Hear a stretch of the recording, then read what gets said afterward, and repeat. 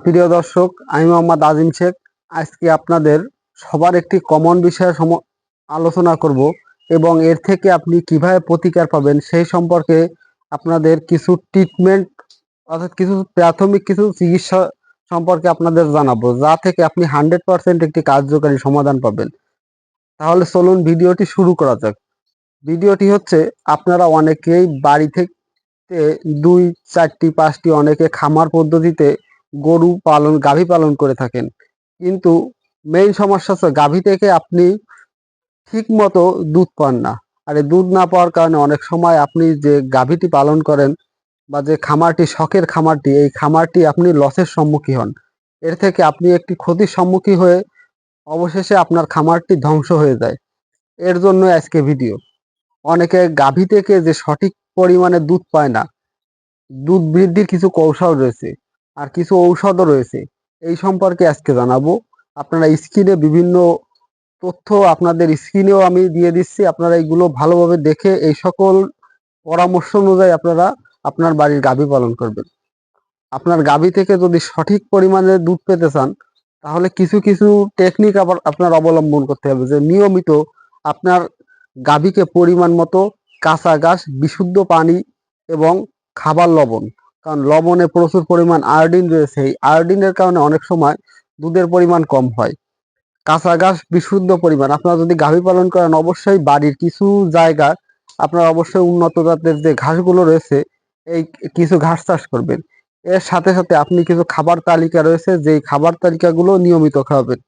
আরেকটি সমস্যা, গাভী পালনে অনেক সময় বেশিরভাগ খামারি এই ভুলটি করে যে গাভী পালন করেছেন কিন্তু গাভীকে সঠিক টাইমে কৃমির ঔষধ বা লিভার টনিক খাওয়ান না। আপনি যদি গাভীকে সঠিক সময়ে কৃমির ঔষধ এবং লিভার টনিক খাওয়ান, অবশ্যই আপনার গরুটি যে রোগ আক্রান্ত, এই দ্রুত রোগ আক্রান্ত হবে না। আপনার গাভীর বডি ফিটনেস খুবই ভালো থাকবে এবং তার লিভার, পাকস্থলী অর্থাৎ তার হজম শক্তি, এভারেজ সকল কিছুই গাভীর ভালো থাকবে। আর একটি সুস্থ সবল গাভী থেকে আপনি সঠিক পরিমাণ দুধ পেতে পারেন। আর আপনাদের এই হচ্ছে একটি পরামর্শ। আর হচ্ছে কিছু ঔষধ বলে দেবো, এই ঔষধ খাওয়ালে অবশ্যই আপনার গাভী থেকে সঠিক পরিমাণে দুধ পাবেন। কারণ আমরা জানি যে দুধে প্রচুর পরিমাণ ক্যালসিয়াম রয়েছে।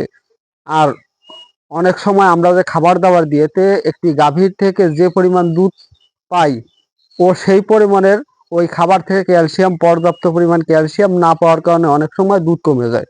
এর জন্য আপনারা আপনার গাভীর বডি ওয়েট হিসেবে, যদি বড় গাভী হয় তাহলে একমি কোম্পানির একটা ঔষধ বলে দেবো, এটিক্যাল, এটিক্যালভেট সিরাপ।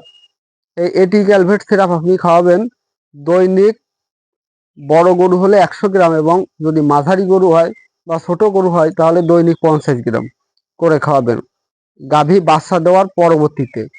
আর সাথে সাথে মিল্কিভেট ট্যাবলেট অথবা প্রো মিল্ক, এসকেপ কোম্পানির মিল্কিভেট অথবা স্কোয়ার কোম্পানির প্রো মিল্ক, এক একটা ট্যাবলেটের দামই 25 টাকা করে, দৈনিক একটি করে খাওয়াবেন। যদি বড় গাভী হয় 2টি করে খাওয়াবেন। অবশ্যই গাভী বাচ্চা দেওয়ার পরবর্তীতে 2 থেকে 3 দিনের ভিতরই এটিক্যাল আর হচ্ছে আপনি খাওয়াবেন হচ্ছে মিল্কিভেট অথবা প্রো মিল্ক, এই দুইটা ঔষধ আপনি প্রয়োগ করবেন। অবশ্যই আপনার গাভী থেকে যদি 5 কেজি দুধ পান, আপনি 15 কেজি দুধ পাবেন। আপনার গাভীর যে ক্যালসিয়ামের চাহিদা, এই ক্যালসিয়ামের চাহিদা তো পূরণ হবে। এর কারণে ক্যালসিয়ামের চাহিদা পূরণ হওয়ার কারণে আপনার গাভী থেকে পর্যাপ্ত পরিমাণ দুধ পাবেন।